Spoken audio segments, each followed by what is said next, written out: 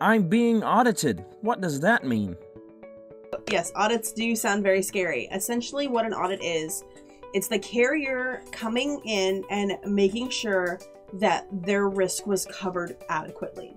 For instance, say that you, at the beginning of the year, projected your company was going to make $150,000 and you had a banner year. And at the end of that year, you've actually made closer to $350,000.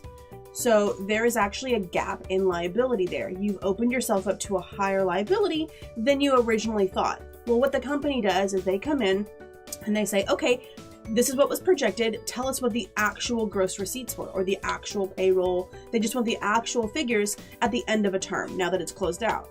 So once you give them those figures and they find out that you have actually done quite a bit better than you thought you did, there usually is going to be some additional premium, which does chafe a lot of people. They don't really like that idea, but it's very important to keep in mind that as you grow as a business, your liability does get greater and does open yourself up more. Somebody who does $1 million worth of work in a year is obviously opening themselves up to a much higher liability than somebody who does $500,000 worth of work a year. And the company has to gauge their risk adequately, because just because your policy is over doesn't mean a claim can't arise from that year. They just want to make sure that they're covering themselves. Right. And I think that a lot of times a disconnect happens with the audits, up front.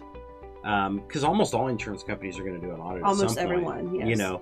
And if your agent's not explaining that to you, then that means you didn't come to Court, Texas. But, the main thing is that kind of goes back to what we were talking about with the information that you gather from the initial contact of, us gathering the information for your general liability policy. So obviously, if first year, it's going to be a kind of a guess, right? Because you really don't know.